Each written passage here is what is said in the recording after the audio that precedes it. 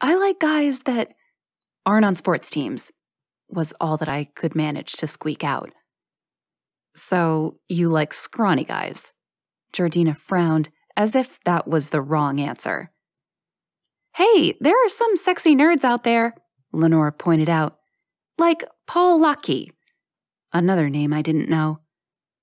Paul Lackey isn't scrawny, though. I sighed inwardly as their attention drifted away from me. Talking about both Dustin and Bobby made me uncomfortable. At that point, I wasn't even sure which one made me more uncomfortable. Once the talk of boys died down, they began discussing the upcoming fundraiser, a pie-throwing event to benefit children's literacy. They complained about how the sorority was making the freshmen volunteer to be at the receiving end of said pies. It's not technically hazing, but it's pretty damn close, Melody had insisted, and I couldn't disagree. Lenore had been a good sport about it and taken one for the team by volunteering. She said that it was only going to be for 3 hours, and any of the guys who saw her volunteering would instantly think she was more fun for doing so. I suppose I could see that logic, though what I couldn't see was being willing to put yourself through public humiliation just for the sake of impressing a bunch of boys. I met a lot more of the sisters of Alpha Beta Pi when I went to help set up for the pie-throwing event. Along with Lenore and her friends, I loaded up boxes full of Reddi-wip and carried them to the courtyard. Thanks to all of the girls working together, we only had to make one trip.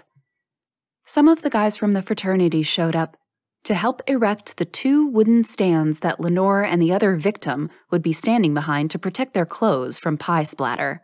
They were both colorfully decorated.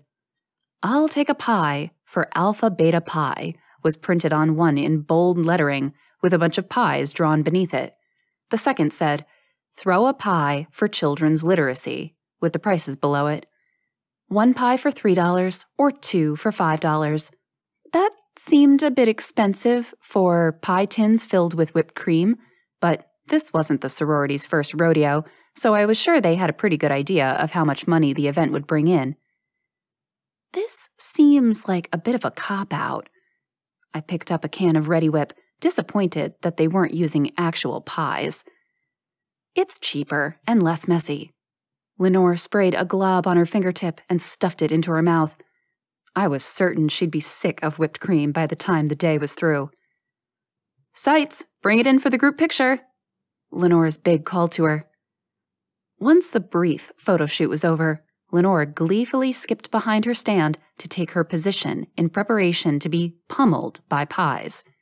The tight white tank top and pink booty shorts she was wearing had the guys that were already lined up wolf whistling, so I guess she hadn't been wrong in assuming that sacrificing herself to the pie face god would earn her some popularity points with the boys. I stood on the sidelines, watching in amusement while pie after pie came sailing her way. The first hit was hilarious. It quickly lost its magic after that. I found myself seeking out a spot in the shade to study while the event continued, knowing that the girls wouldn't be too upset for my abandonment. They were too busy engaging with customers anyway. "Fancy seeing you here." An imposing shadow stepped forward to block out the few fingers of sun that were cutting through the tree branches. I lifted my hand to shield my eyes as I looked up, though I already had a pretty good idea who was standing there. That voice had struck fear into my heart every time it had caught me unaware before. "Are you Alpha Beta Pi?" Judging by Dustin's tone, he already knew the answer.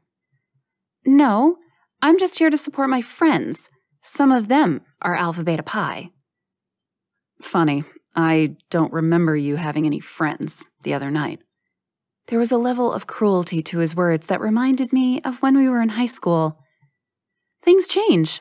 I shrugged nonchalantly, refusing to be intimidated by him. "You never brought my shirt back." He gazed out into the distance, though he didn't seem to be looking at anything in particular. "Sorry, I forgot." I closed my textbook and began gathering my things to leave. "I'll go grab it right now and bring it back to you." The sooner I checked that off my list of priorities, the sooner I'd be rid of him. Permanently. "No need. I can see that you're studying." He glanced down at my textbook. You can bring it back to me at the next party.